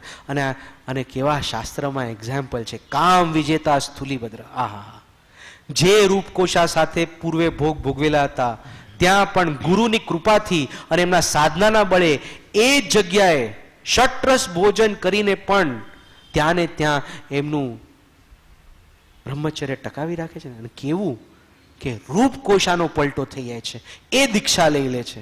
આવો છે બ્રહ્મચર્યનો પ્રતાપ. તો જોઈએ આગળ શું કહે છે. ચેનવાળ વિશુદ્ધતી દરે શિયળ સુખદાય, ભવતેનું લવ પછી રહે તત્વવચન એ ભાઈ. બહુ સુંદર કે આ ભાવ જાગ્યો છે ને, આપણે બધાને એમ થાય કે ના આવું ઉત્કૃષ્ટ બ્રહ્મચર્ય મારે પણ પાળવું છે.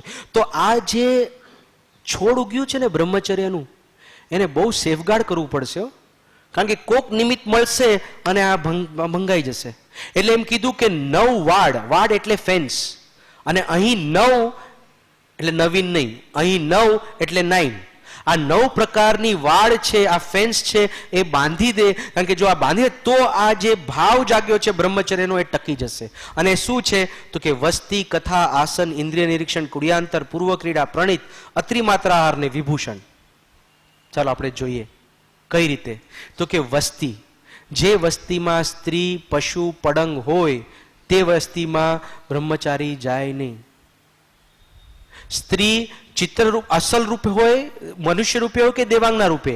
મનુષ્યમાં પણ બે રીતે, ચિત્ર રૂપે હોય કે હકીકતમાં સાચી સામે હોય, એ એવા જગ્યામાં જાય નહીં. જો અહીંયા ચિત્રનો પોઈન્ટ પણ મૂક્યો છે કે એવા મેગેઝિન, એવા સિરિયલ્સ, એ જો અત્યારે ઉત્કૃષ્ટ ભાવ થાય અને પછી એ જ સિરિયલ ને એવા જ મેગેઝિન ને એવું જોયા કરે તો આ છોડ છુંદાઈ જશે.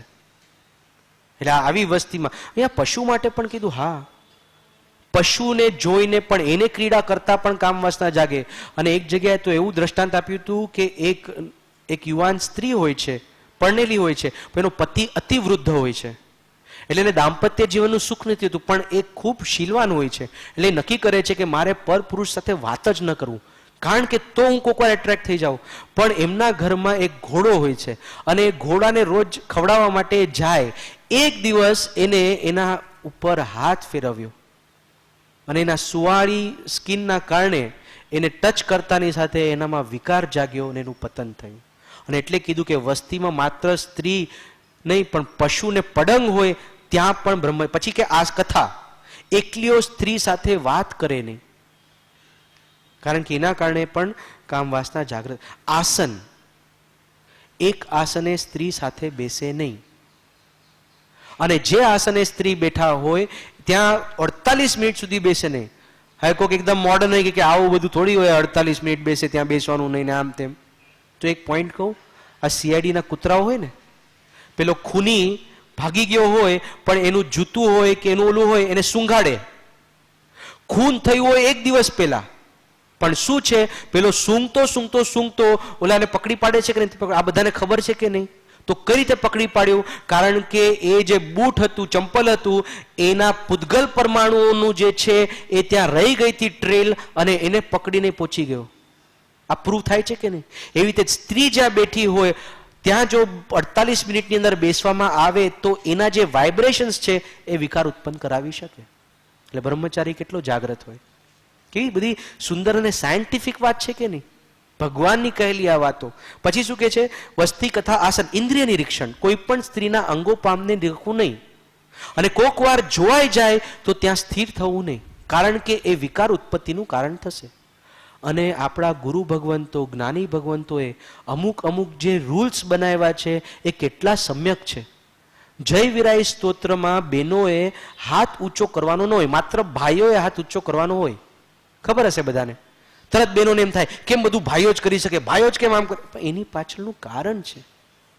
જ્ઞાની ભગવંતોએ, ગુરુ ભગવંતોએ વિચારીને કીધું હશે, આપણા હિત માટે ને કલ્યાણ માટે. શું કામ? તો કે આટલો મોટો સમુદાય હોય અને કોઈ સ્ત્રી હાથ ઊંચો કરી અને જય વિરાય બોલતી હોય અથવા તો કરતી હોય, અને કોઈ પુરુષનું ધ્યાન ભગવાન ઉપરથી એના કોઈ અંગ ઉપર જાય અને એને વિકાર જાય, તો કોઈ વ્યક્તિનું પતિત થવાનું કારણ આ સ્ત્રી બની કે ન બની?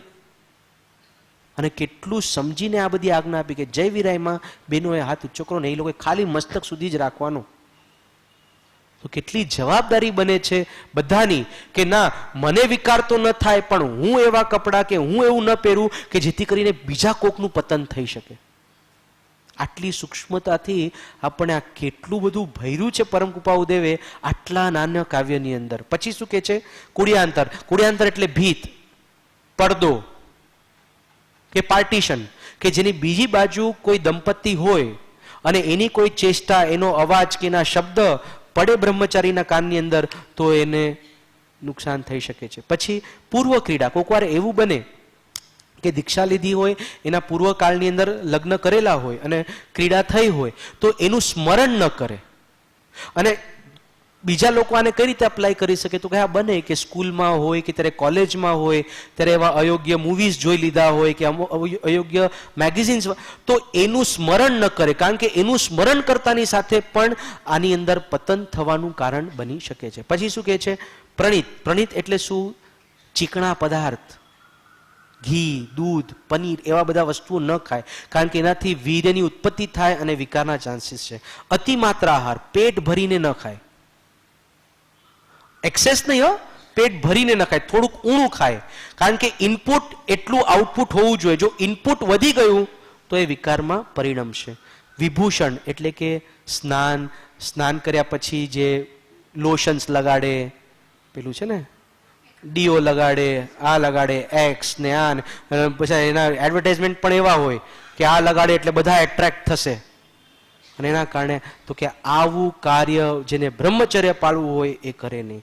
તો કોઈને એમ થાય કે હકીકત કરવાનું શું છે? તમે જ પહેલા કીધું કે આત્મામાં સ્થિર થવું એ કાર્ય કરવાનું છે, અને મૂળમાં ક્યાં છે?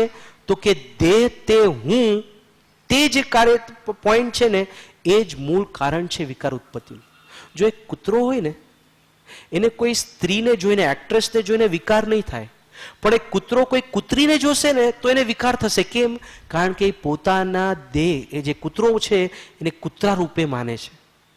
અને પરમપદે પણ કીધું છે, અપ્સરાને જોઈને, ઇન્દ્રાણીને જોઈને કોઈ વાર ભૂંડને વિકાર ન જાગે, પણ ભૂંડણીને જોઈએ એટલે આ જે દેહાધ્યાસ છે ને એ ટાળવાની જરૂર છે. જો ખરેખર વિકાર ટાળવો હોય ને તો આ દેહ તે હું એ છૂટવું જોઈએ. અને આ કૂતરાના એક્ઝામ્પલથી એકદમ ક્લિયર છે કે નહીં?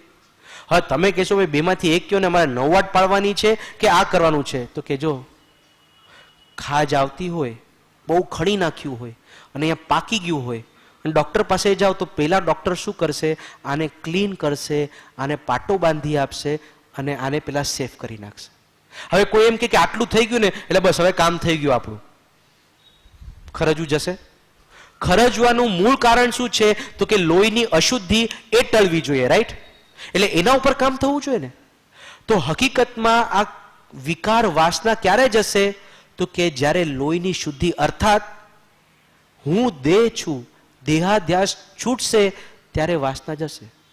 તો પછી આ પટ્ટી બાંધવું એટલે શું? તો કે આ 9 વાડ, કે જ્યાં સુધી મને આત્મજ્ઞાન ન થાય, સમ્યક દર્શન ન થાય, ત્યાં સુધી 9 વાડ વડે મારા બ્રહ્મચર્યને બચાવી રાખવું. કારણ કે આ ઘાને જો હું ખુલ્લો રાખીશ તો આની અંદર ઇન્ફેક્શન થઈ શકશે, આ વકરી શકશે. ક્લિયર? કેટલું બ્યુટીફુલ માર્ગદર્શન છે કે હા, જ્યાં સુધી સમ્યક દર્શન ન થાય ત્યાં સુધી આ ટીવીના ખોટા પ્રોગ્રામ, આ તે બધું જ બંધ. અને પછી એક વખત આત્માની પ્રાપ્તિ થઈ ગઈ ને, અંદરમાં એવી ગટાગટી, એવો આનંદ કે વૃત્તિ બહાર જશે જ નહીં. પછી શું કે છે આગળ એ જોઈએ.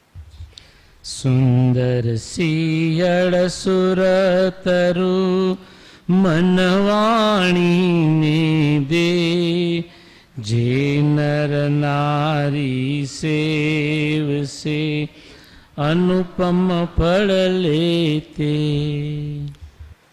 એક વસ્તુ જો પરમ ઉપાધ્યાય કેટલા પરફેક્ટ વર્ડ્સ મૂકે છે કે, અને આપણી સાયકોલોજીને સમજીને શું મૂક્યું? સુંદર શિયળ. સ્ત્રી પાછળ કેમ એટ્રેક્ટ થયો? એ સુંદર લાગી એટલા માટે ને. એટલે હવે અહીંયા શિયળ એટલે બ્રહ્મચર્ય. બ્રહ્મચર્યને શું આપીએ? શું એડજેક્ટિવ આપ્યું છે? સુંદર. આ બ્રહ્મચર્ય કેવું છે? કેવું છે? સુંદર. જ્યારે બ્યુટીફુલ લાગે ને એટલે આપણને પણ એટ્રેક્ટ થાય, આવું બ્રહ્મચર્ય મારે પ્રાપ્ત કરવું છે. અને એને સુરતરુ કીધું. સુરતરુ એટલે કલ્પતરુ. આવું કલ્પતરુ છે, માગો એ મળી જાય, અર્થાત મોક્ષ મળી જાય, સમ્યક દર્શન મળી જાય. આવો સુંદર શિયળ તરુ. પણ કેવું? મન વાણીને દે. મનથી, વાણીથી અને શરીરથી. શરીરથી તો પાળે, પણ વાણીથી પણ, અર્થાત કોઈ બીજા 2 વ્યક્તિ પણ વાત કરતા હોય ને તો એમાં રસ ન પડવો જોઈએ. અથવા તો વાણી એટલે શબ્દો. મેગેઝિન્સમાં જો કે છાપામાં જો તો અમુક કલમ હોય આ વિષયની, એ કલમ વાંચવાનો કેમ આટલો ઇન્ટરેસ્ટ પડે છે? જો મને ખરેખર બ્રહ્મચર્યનો ઇન્ટરેસ્ટ હોય તો આ બધું ન હોવું જોઈએ. એક બાજુ હું ઈંધણ આપું અને બીજી બાજુ એમ કહું કે આ છે ને આ છૂટતું નથી. ક્યાંથી છૂટે? એટલે મન, વાણી અને મનથી પણ કીધું. ફેન્ટસાઇઝ કરે, વિચારણાઓ કરે ભોગ સંબંધી, અને પછી એની જ ઈંધણ આપ્યા કરે, તો આ બ્રહ્મચર્ય ક્યાંથી પ્રાપ્ત? અરે ઇનફેક્ટ એટલું સૂક્ષ્મ કીધું છે કે કોઈ નાનું બાળક હોય ને તો એને ચુમ્મી અથવા તો એને આમ, એ તો કેટલો નિર્દોષતાથી આપણે એને હાથ લગાડ્યો તો બ્રહ્મચારી માટે ના છે. કારણ કે અંદરમાં સંસ્કાર ખૂબ પૂર્વ સંસ્કાર પડેલા છે, અને આટલું નિમિત્ત પણ એનું પતન કરી શકે છે. એટલે મન, વાણી અને દેહ ત્રણેયથી. અને અહીંયા કીધું જે નર નારી સેવશે અનુપમ ફળ છે. અનુપમ ફળ અર્થાત મોક્ષરૂપી ફળ પ્રાપ્ત થશે. અને અહીંયા કેટલું સરસ કીધું પરમ પદે, નર નારી સેવશે. એટલે એવું જરૂરી નથી કે પરણેલા ન હોય એ જ બ્રહ્મચર્ય પાળી શકે. હા, અમુક સમય થઈ ગયો, અમુક ઉંમર થઈ ગઈ, હવે જરૂર નથી આની. અને એવું દ્રષ્ટાંત શાસ્ત્રોમાં છે. વિજયા શેઠ ને વિજયા શેઠાણી, બધાને ખબર હશે કે લગ્ન પૂર્વે એકે નક્કી કર્યું હતું કે કૃષ્ણ પક્ષમાં હું પાળીશ, અને એકે નક્કી કર્યું હતું કે શુક્લ પક્ષમાં હું પાળીશ. બંનેને ખબર નહીં કે બંનેને આવો નિયમ છે. લગ્ન થાય છે, પહેલી રાત્રિએ જ ખબર પડે છે કે બંનેને આવો નિયમ છે. તો વિજયા શેઠાણી કહે છે એ ટાઈમમાં છે ને બીજા મેરેજ કરવા અલાઉડ હતા. તો કે હું તો મારું પાળી લઈશ, અને તમને તો છૂટ છે ને બીજા લગ્ન કરવાની, તમે બીજા લગ્ન કરી લો. એ કહે છે ના, ભગવાનની જ ઈચ્છા છે ને, શું કામ નહીં. અને બંને લોકો પોતાના બેડમાં એક ખુલ્લી તલવાર રાખતા બંનેની વચ્ચે, કે કોક વાર પણ પરિણામ થોડાક ડાઉન થયા, હાથ આ બાજુ પણ ગયો તો તલવારને ટચ થતાની સાથે જાગૃત થઈ જશું. આવું ઉત્કૃષ્ટ બ્રહ્મચર્ય. એટલે જ જ્ઞાનીની આજ્ઞાથી જ લેવાનું હોય. ક્યાં લેવું, ક્યારે લેવું, કારણ કે બંને પાર્ટીની સંમતિ બહુ જ જરૂરી છે, નહીતર પાછા બીજા પ્રોબ્લેમ ઊભા થઈ શકે. તો હવે શું થાય છે, એક શ્રેષ્ઠી શ્રાવક કેવડી ભગવાનને વિનંતી કરે છે, મેં 84,000 મુનિઓને પારણું કરાવવાનો અભિગ્રહ લીધો છે, અમારો અભિગ્રહ ક્યારે પૂરો થશે? તો કેવડી ભગવાન કહે છે કે એક તો પેલા 84,000 મુનિઓએ એક સાથે તપસ્યા કરી હોય એ એક ડિફિકલ્ટ છે. બીજું કોકવાર એવું થાય પણ ખરા, ચાલો, પણ આટલા બધા લોકોને સૂચતો આહાર તું કઈ રીતે આપીશ? તમે સમજો છો ને સૂચતો આહાર એટલે શું? કે એ તો અશક્ય છે એવું છે. પણ કેવડી એ તો બધું જ જાણે કે એક કામ કર, તારો અભિગ્રહ પૂરો થવાનો છે. કઈ રીતે? તો કે તું જા કચ્છમાં, ત્યાં વિજય શેઠ ને વિજયા શેઠાણી છે, એ લોકોને તપસ્યા છે, એનું પારણું તું કરાવ. 84,000 મુનિઓને પારણા કરાવવાનો લાભ તને મળી જશે. આહા, કેવો મહિમા છે આ, કેવો મહિમા છે આ બ્રહ્મચર્યનો, કે આવું ઉત્કૃષ્ટ બ્રહ્મચર્ય પાળ્યું છે પૂર્વે. છેલ્લે શું કહે છે? પાત્ર વિના વસ્તુ ન રહે, પાત્રે આત્મિક જ્ઞાન, પાત્ર થવા સેવો સદા બ્રહ્મચર્ય મતિમાન.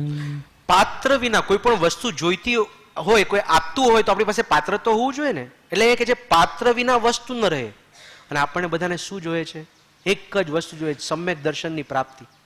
સમ્યક દર્શન રૂપી જોઈતું હોય ફળ, તો એના માટે પાત્ર જોશે. અને પાત્ર થવું હોય તો શું? પાત્ર થવા સેવો સદા, સદા માટે સેવો. શું? બ્રહ્મચર્ય મતિમાન. હે બુદ્ધિમાન, હે ઇન્ટેલિજન્ટ વ્યક્તિ, સમ્યક દર્શન જોઈએ છે તો બ્રહ્મચર્યને સેવ. અને હા, બ્રહ્મચર્ય સેવવું હોય તો શું? 2-4 જે પોઈન્ટ્સ છે આપણે જોઈ જઈએ.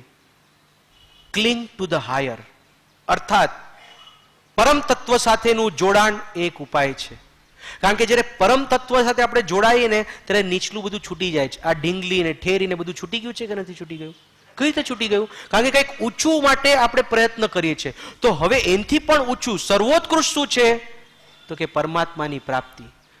અને એ પરમાત્મા સાથે જોડાવવું હોય તો એના ઉપાય શું છે? તો કે ધ્યાન છે, સ્વાધ્યાય છે, ભક્તિ છે. ભક્તિ વડે પરમાત્મા સાથે. અમુક લોકો યંગસ્ટર્સ પ્રશ્ન પૂછે સાયકોલોજીસ્ટને કે અમને એટલી બધી કામ વાસના છે કે અમે આમાંથી બહાર નીકળી નથી શકતા, દિવસ રાત આ જ વિચાર ચાલે છે, એનો કોઈ ઉપાય ખરો? અને એ લોકો સુંદર ઉપાય આપે. ટેક અપ સમ હોબી, કંઈક એવું ક્રિએટિવ વર્ક તમે લઈ લો. કારણ કે ક્રિએટિવ વર્કની અંદર તમે જોડાઈ જશો ને એટલે આ કામ વાસના છૂટી જશે. અને એટલે જ કીધું છે સેવા અને સાધના જીવનમાં એટલી હોવી જોઈએ કે સેવામાં, સાધનામાં, એક ક્રિએટિવિટીમાં, સાધનામાં, ધ્યાનમાં એટલા બધા એનગ્રોસ્ડ હોય કે આ જે હલકી વસ્તુ છે ને કામ વાસના, આમ છૂટી જાય. એટલે અહીંયા કીધું પાત્ર થવા સેવો સદા બ્રહ્મચર્ય મતિમાન. તો આવી રીતે મિલ્ખા સિંહ, એને કોકે પ્રપોઝ કર્યું હતું જ્યારે ઓલિમ્પિક્સ રમવા ગયો હતો ને કોઈ સ્ત્રીએ. પેલા એ જરાક ડગી ગયો હતો, પણ તરત એને સ્ટ્રાઇક થયું કે મને આ મનુષ્ય, મને અહીંયા ઓલિમ્પિક્સ માટે આવ્યો છે ને ઓલિમ્પિક્સ મારે જીતવાનું છે. એટલે પેલી વ્યક્તિને વિનંતી કરે તમે ખરાબ નહીં લગાડતા, પણ I have to be focused on my goal. એમ સાધક પણ એમ કહેશે, શું કહેશે કે આ મનુષ્ય ભાવ મને મળ્યો છે એ સમ્યક દર્શન માટે મળ્યો છે. I have to be focused on my goal, અને એટલા માટે હું ઉત્કૃષ્ટ બ્રહ્મચર્યનું પાલન કરીશ. અને પછી એને જોઈને સદગુરુ પણ કે, જેમ એમાં કીધું હતું ને ભાગ મિલકા ભાગ, એમ આપણને પણ જોઈને કે ભાગ સાધક ભાગ અને પહોંચી જા મોક્ષપુરીમાં. તો આપણે સૌ મળીને આનું ગાન કરીએ. થોડીક સ્પીડ વધારે રાખશું આપણે. નિરખીને નવ યૌવના લેશન વિષય નિદાન, ગણે કાષ્ટની પૂતળી એ ભગવાન સમાન. આ સગળા સંસારની રમણી નાયક રૂપ, એ ત્યાગી ત્યાગ્યું બધું કેવળ શોક સ્વરૂપ. એક વિષયને જીતતા જીત્યો સૌ સંસાર, નૃપતિ જીતતા જીતીએ દળપુરને અધિકાર. વિષય રૂપ અંકુરથી ટળે જ્ઞાનને ધ્યાન, લેશ મદિરા પાનથી છાકે જમ અજ્ઞાન. જે નવવાડ વિશુદ્ધથી ધરે શિયળ સુખદાય, ભવ તેનો લવ પછી રહે તત્વ વચન એ ભાય. સુંદર શિયળ સુરતરુ મન વાણીને દે, જે જરનારી સેવસે અનુપમ ફળ લેતે. પાત્ર વિના વસ્તુ ન રહે, પાત્રે આત્મિક જ્ઞાન. પાત્ર થવા સેવો સદા બ્રહ્મચર્ય મતિમાં.